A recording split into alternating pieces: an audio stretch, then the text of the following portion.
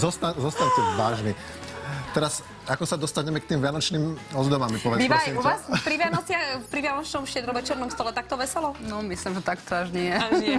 Ale v každom prípade dobrá nálada je vďaka peknému prestieraniu. Áno, Barborky Kubikovej sa ideme pýtať, že ako by to malo pri tom vianočnom stolčeku alebo veľkom stole vyzerať, alebo existujú už aj v takomto prestieraní nejaké že vážne trendy?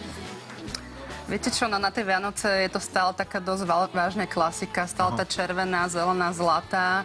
To je takéto top, čo sa stále predáva asi najviac, ale samozrejme teraz som priniesla niečo takéto. Je to taký design trošku ako keby dreva, je to teda v takom hnedom štýle. Takže to prestieranie samozrejme každý rok má niečo také špecifické, ale taká tá klasika vždy zostáva červená. To znamená biela, strieborná, červená, zlatá. Môže byť. Áno. To je ten rozdiel, lebo včera sme sa rozprávali o oblečení k vianočnému stolu a tam bolo povedané, že Vianoce gíč nevadí a tu sme naozaj tak akože striedmo, ale pritom decentne a zlato. Áno. Dá sa povedať, že na stole musím si aj rozložiť, čo kde umiestním, aby som tam vedela potom všetku tú šterovečernú večeru dať. Ktoré teda dekorácie, áno, a ktoré už nie. Adventný veniec, taký velikánsky. No, velikánsky adventný veniec môžete dať na velikánsky stôl, samozrejme. Toto je trošičku uší stôl, takže trošičku som bojovala. Treba tie sviečky by som dala určite medzi tie taniere, nepodarilo sa. Ale je veľa takých domácností, kde sú práve také menšie stoly, to znamená, že sviečky po bokoch v pohode.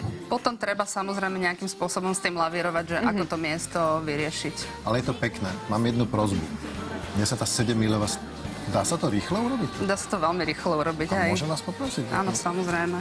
7-milová čižma. Ľudia, pozrite. Aha, takže rýchlo, kurz šikovných hrúd Má to práve spraviť začína. veľmi rýchlo? Áno. Áno. Tak, aby sme nevideli, ako sa to robí. Nie, musíme to vidieť. Čiže preložím... Počkaj, niečo. Toto je skoro na lietadielko.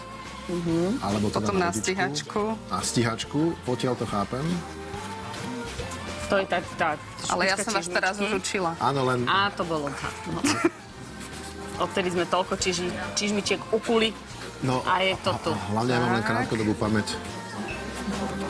Jej. No, ak ste si to zapamätali, môžete si aj vy vyrobiť takéto krásne čižmičky, pretože vám posielame na to vhodný materiál, ktorý ste nám sem priniesli. Barborka, takže Janka, kto bude môcť skladať čižmičky? Čižmičky bude môcť skladať Tomáš z Trebišova.